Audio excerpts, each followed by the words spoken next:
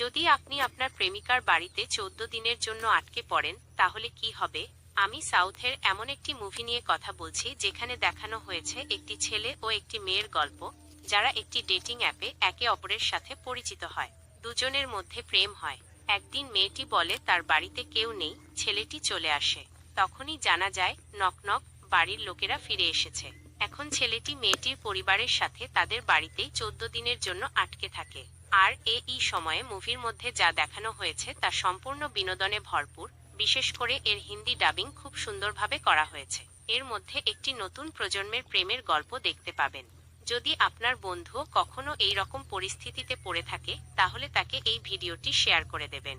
মুভিটির নাম হলো 14 days girlfriend, 14 নাল dating. এটি আপনি অ্যামাজন প্রাইমে হিন্দিতে দেখতে পাবেন। ভিডিওটি লাইক করতে এবং ফলো করতে ভুলবেন না। চলুন দেখা হচ্ছে পরের ভিডিও।